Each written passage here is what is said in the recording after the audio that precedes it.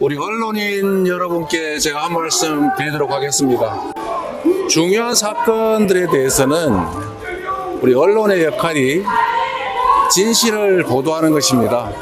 그런데 이 사건과 관련해서는 동일한 사건에 대해서 동일한 법원의 다른 재판부가 전혀 다른 판단을 해서 상반된 결론이 났는데도 왜 이런 점에 대해서 우리 언론들은 한번 지적도 하지 않습니까? 안보수 회장에 대한 판결은 북한에 송금한 800만 불이 쌍광울 그룹의 대북 사업, 주가 부양을 위한 대북 사업의 대가다라고 판시하고 있습니다. 그런데 어떻게 같은 법원이 판결한 이재명과 경기도를 위한 송금이다 이렇게 판결하고 있으면 우리 언론에서는 이런 점이 왜 발생했나를 최소한 보도해야 되지 않습니까? 그런데 전혀 이런 점에 대한 지적들을 하지 않습니다.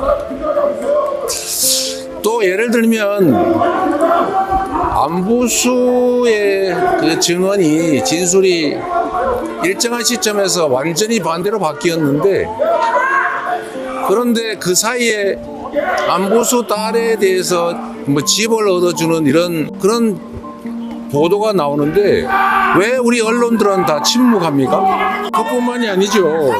국정원의 보고서에 분명히 이게 쌍방울의 대북 사업을 위한 송금이다, 주가 조작을 하고 있다라는 내용이 있습니다. 국정원 보고서에 따르면 북한의 이호남 정찰총국 간부가 김한신이라고 하는 대북 인도적 사업가에게 주가 조작 대금으로 일주일에 50억씩 받기로 했으니까 당신이 대신 좀 받아달라라고 하는 얘기가 있었지만 거절했다, 이런 보고도 있습니다.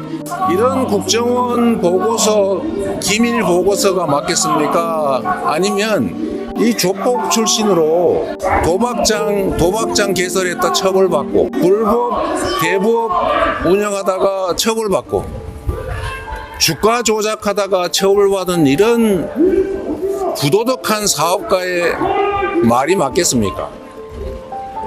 이 언론이 이런 점들에 대해서 조금이라도 관심을 가지면 어떻게 이런 정말 있을 수 없는 희대의 조작 사건이 가능하겠습니까? 여기 계신 우리 언론인 여러분, 매일 저한테 질문하지만 여러분이 하는 걸 잘 되돌아보십시오.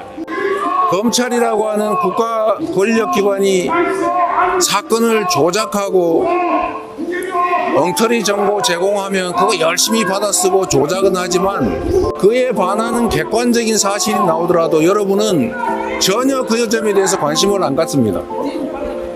왜 언론이 입법, 사법, 행정에 부름가는 제4부로 존중받고 보호받겠습니까?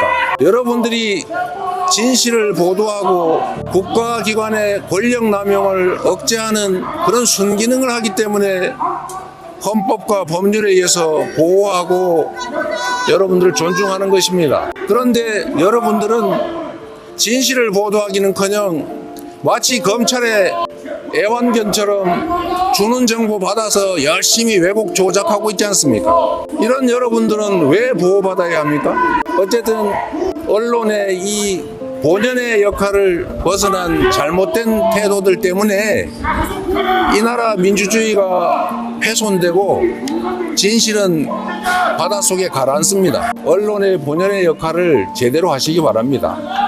그리고 이 사건은 희대의 조작 사건으로 결국은 밝혀질 것입니다.